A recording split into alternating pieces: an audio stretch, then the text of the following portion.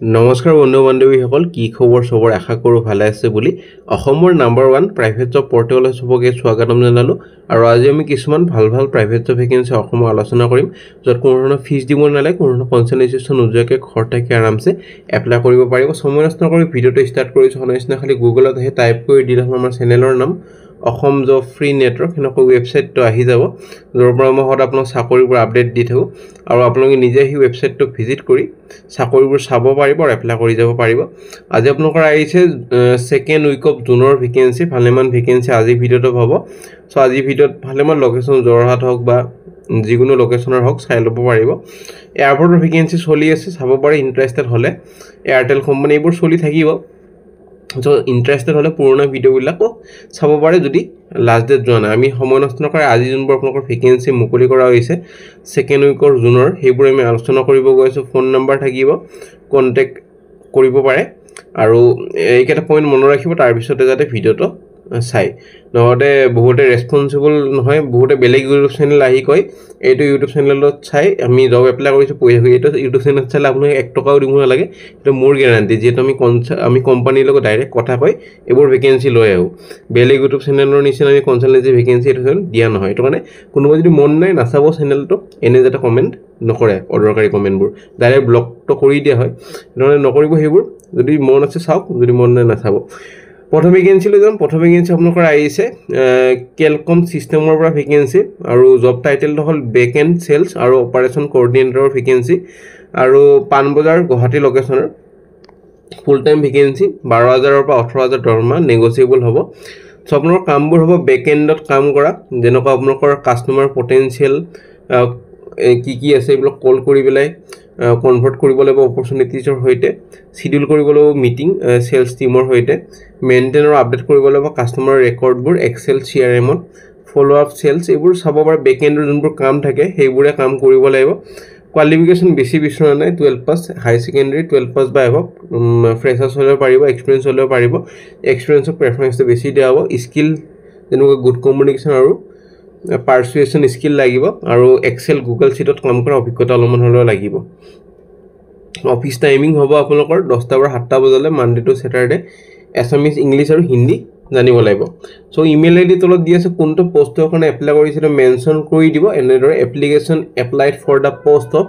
লিখি দিব পোষ্টত পঠাই দিব পাৰ 14 জুনৰ ভিতৰত আৰু কোনোবাই যদি জব এডভাৰটাইজ কৰিব খোজে ডিসকাউন্ট প্ৰাইজত মেইল কৰিব আমি খালি জব কনসালটেন্সি ভেকেন্সিবোৰ এটো চেনেলত পাবলিশ কৰা নহয় বাকি সব ভেকেন্সি এটো চেনেলত পাবলিশ কৰা হয় নে ভেকেন্সি কেলকমৰ পৰা আহিছে আৰু এটা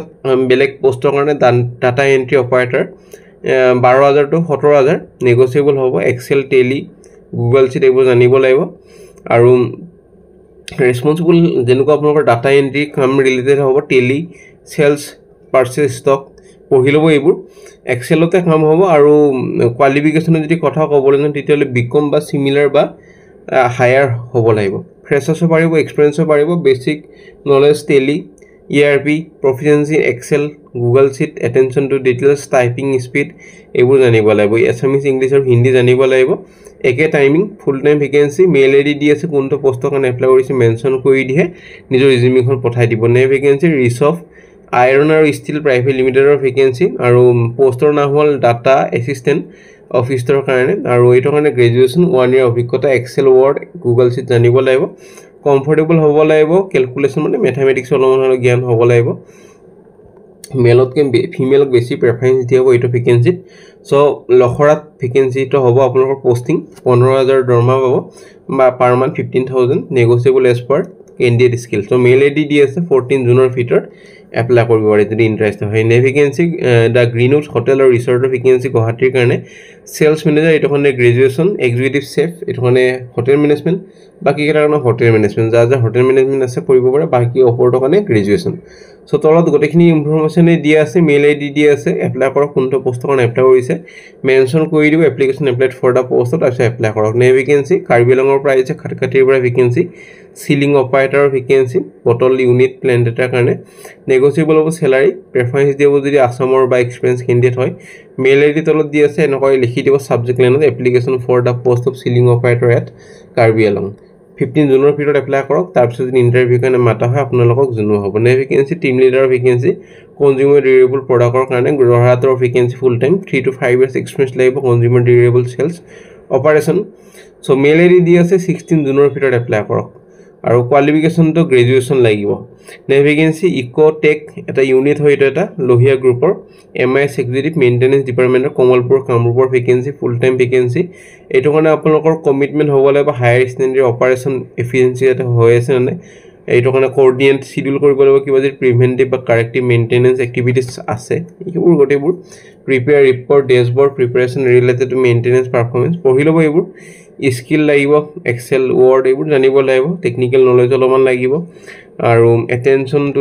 ডিটেইলছ আৰু একুৰেসি প্ৰবলেম সলভিং স্কিল হ'ব লাগিব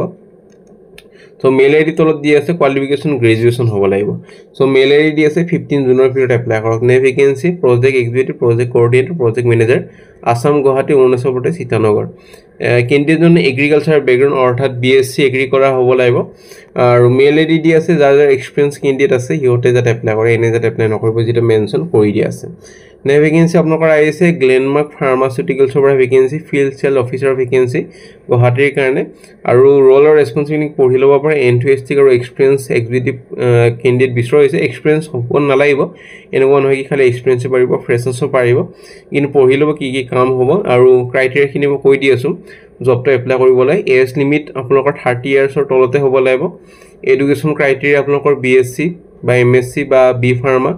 এম ফাৰ্মা বা এমবিএ ফ্ৰেছাৰ্ছ এক্সপিৰিয়েন্স হ'ব পাৰিব এনেকুৱা নহয় খালি এক্সপিৰিয়েন্সে পাৰিব যে ফ্ৰেছাৰ্ছো পাৰিব মেল আইডি তলত দি আছে 15 জুনৰ ভিতৰত এপ্লাই কৰক কোনটো পোষ্টৰ কাৰণে এপ্লাই কৰিছে মেনশ্যন কৰি দি নিজৰ ৰিজিউমিখন পঠাই দিয়ক তাৰ পিছত যদি ইন্টাৰভিউ কাৰণে মাতা হয় আপোনালোকক জনোৱা হ'ব নে ভেকেঞ্চি যোৰহাটৰ পৰা আহিছে জেবি হণ্ডাৰ পৰা ভেকেঞ্চি কেচিয়াৰৰ ভেকেঞ্চি 15,000 দৰমহা পাব 1 ইয়াৰ অভিজ্ঞতা বিচাৰিছে কিন্তু পাৰিব যদি আপোনালোকৰ ভাল এটা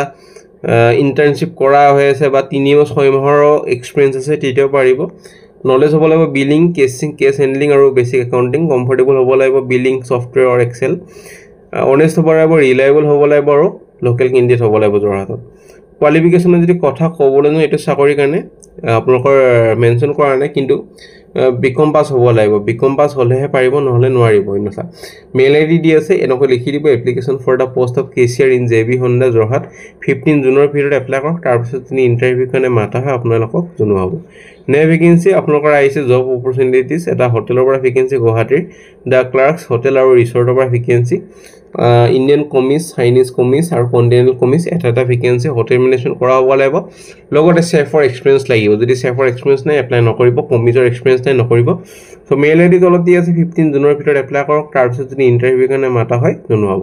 সো ফ্ৰেণ্ড আজিলৈ মানে আশা কৰিছো ভিডিওটো চাই ভাল লাগিল এটা লাইক কৰি দিব যদি ভাল লাগিল চাই